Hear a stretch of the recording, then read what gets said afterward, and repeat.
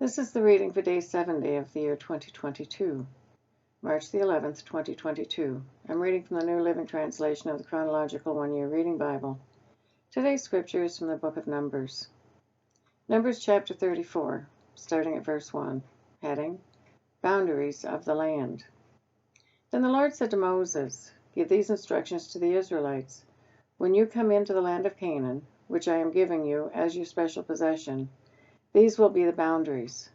The southern portion of your country will extend from the wilderness of Zin along the edge of Edom. The southern boundary will begin on the east at the Dead Sea. It will then run south, past Scorpion Pass, in the direction of Zin. Its southernmost point will be Kadesh Barnea, from which it will go to Hazar Adar and on to Asman. From Asman, the boundary will turn toward the Brook of Egypt and end at the Mediterranean Sea. Your western boundary will be the coastline of the Mediterranean Sea. Your northern boundary will begin at the Mediterranean Sea and run east to Mount Hor, then to Lebo Hamath and on through Zidon and Ziphram to Hazaranan. This will be your northern boundary. The eastern boundary will start at Hazaranan and run south to Shepham, then down to Riblah on the east side of An. From there, the boundary will run down along the eastern edge of the Sea of Galilee and then along the Jordan River to the Dead Sea. These are the boundaries of your land. Then Moses told the Israelites, This territory is the homeland you are to divide among yourselves by sacred lot. The Lord has commanded that the land be divided among the 9.5 remaining tribes. The families of the tribes of Reuben, Gad, and half the tribe of Manasseh have already received their grants of land on the east side of the Jordan River across from Jericho toward the sunrise. Heading, Leaders to divide the land. And the Lord said to Moses, Eleazar the priest and Joshua son of Nun are the men designated to divide the grants of land among the people, and list one leader from each tribe to help them with the task. These are the tribes and the names of the leaders. From the tribe of Judah, Caleb, son of Jephunneh. From the tribe of Simeon, Shemuel, son of Ammihud. From the tribe of Benjamin, Elidad, son of Kislon. From the tribe of Dan, Buki, son of Jogli. From the tribe of Manasseh, son of Joseph, Haniel, son of Ephod. From the tribe of Ephraim, son of Joseph, Kemuel, son of Shifton. From the tribe of Zebulun, Elizaphan, son of Parnach. From the tribe of Issachar, Paltiel, son of Elsan. From the tribe of Asher, Ahihud, son of Shalomi. From the tribe of Naphtali, Pedahel, son of Ammihud. These are the men the Lord had appointed to divide the grants of land in Canaan among the Israelites. Numbers chapter 35, starting at verse 1, heading, Towns for the Levites. While Israel was camped outside the Jordan on the plains of Moab across from Jericho, the Lord said to Moses, Command the people of Israel to give to the Levites from their property certain towns to live in, along with the surrounding pasture lands. These towns will be for the Levites to live in, and the surrounding lands will provide pasture for the cattle, flocks, and other livestock.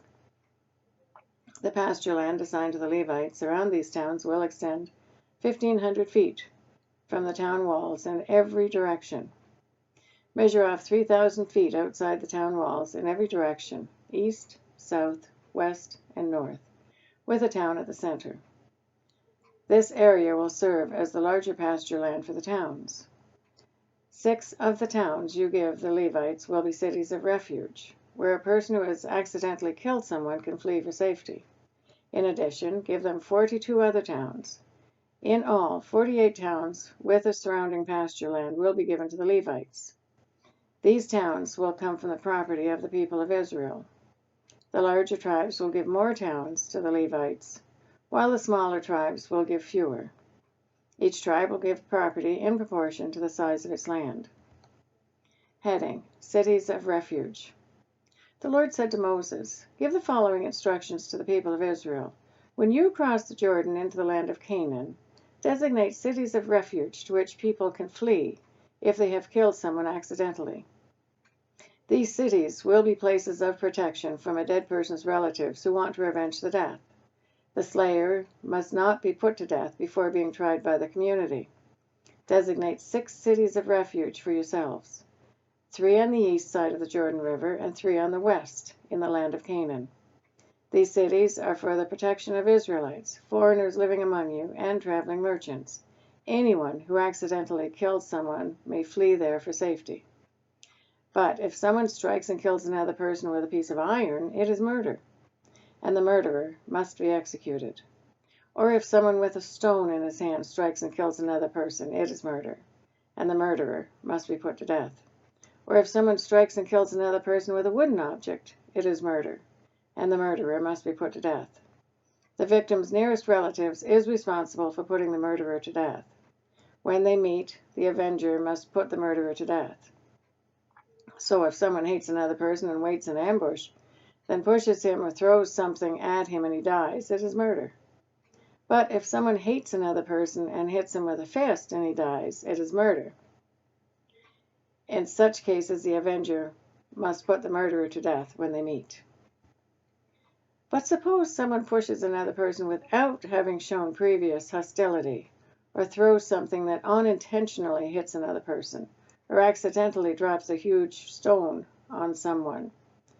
Though they were not enemies and the person dies, if this should happen, the community must follow these regulations in making a judgment between the slayer and the avenger, the victim's nearest relative. The community must protect the slayer from the avenger and must escort the slayer back to live in a city of refuge to which he fled.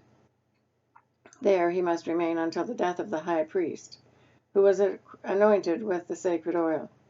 But if the slayer ever leaves the limits of the city of refuge, and the avenger finds him outside the city and kills him, it will not be considered murder. The slayer should have stayed inside the city of refuge until the death of the high priest. But after the death of the high priest, the slayer may return to his own property. These are legal requirements for you to observe from generation to generation wherever you live. All murderers must be put to death, but only if evidence is presented by more than one witness. No one may be put to death on the testimony of only one witness.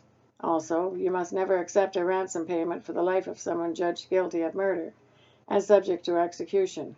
Murderers must always be put to death.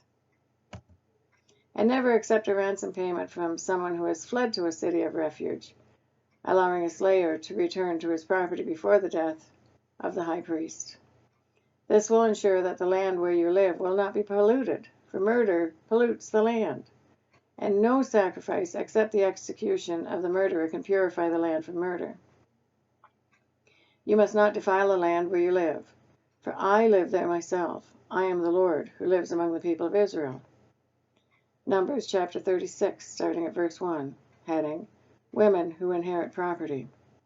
Then the heads of the clans of Gilead, descendants of Machir, son of Manasseh, son of Joseph, came to Moses and the family leaders of Israel with a petition. They said, Sir, the Lord instructed you to divide the land by sacred lot among the people of Israel. You were told by the Lord to give the grant of land owned by our brother Zelophehad to his daughters. But if they marry men from another tribe, their grants of land will go with them to the tribe into which they marry. In this way, the total area of our tribal land will be reduced. Then when the year of Jubilee comes, their portion of land will be added to that of the new tribe, causing it to be lost forever to our ancestral tribe. So Moses gave the Israelites this command from the Lord. The claim of the men of the tribe of Joseph is legitimate. This is what the Lord commands concerning the daughters of Zelophehad. Let them marry anyone they like, as long as it is within their own ancestral tribe. None of the territorial land may pass from tribe to tribe, for all the land given to each tribe must remain within the tribe to which it was first allotted.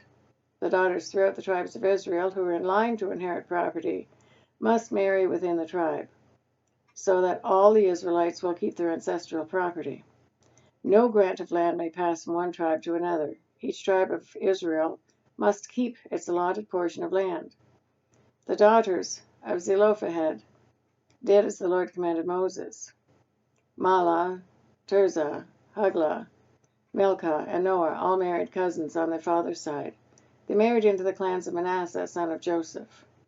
Thus, their inheritance of land remained within their ancestral tribe. These are the commands and regulations that the Lord gave to the people of Israel through Moses while they were camped on the plains of Moab, beside the Jordan River, across from Jericho. That is the reading for day 70 of 2022. God bless each and every one of you, and may God be with you until we meet again.